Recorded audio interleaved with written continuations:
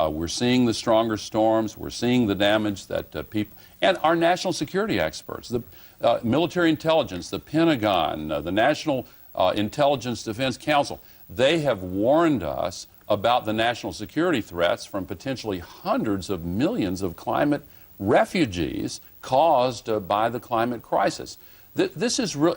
Just this past week, the EPA said the American way of life is threatened. The health of individuals could be affected. That's correct, because tropical diseases that have never been known in the United States are now beginning to move northward into our country as the temperatures increase. These fires, let me come back to that briefly. Scientists are now saying that for every 1 degree increase in temperature, there's a 10% increase in lightning strikes. And with the drying of the vegetation, the dry trees, and the ones killed by these beetles that are on the rampage with the warmer temperatures. Let me ask you some other questions. We can't ignore the political climate that exists today. When was the last time you talked to Bill and or Hillary Clinton? A couple months ago, and consider them both good friends, and she ran an amazing campaign. You think she was treated unfairly because she was a woman?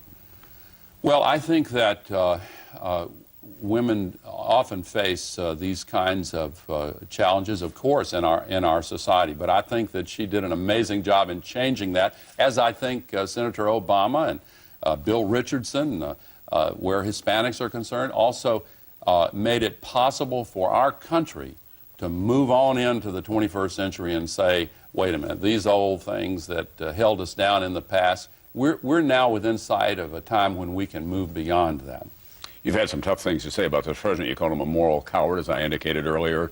You said he betrayed this country by leading us into war in Iraq. You also said that he acted illegally in warrantless wiretaps. He received you at the White House in November of last year with Nobel laureates. If you don't want to be involved in politics as usual anymore, why didn't you bring that up to him at that point?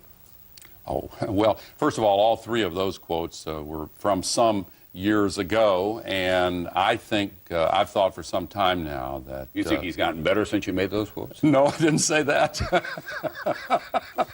Maybe I've gotten better in not saying things in exactly that way. If you felt strongly about it and you went out and said that about him in public arenas, and then you go into the Oval Office...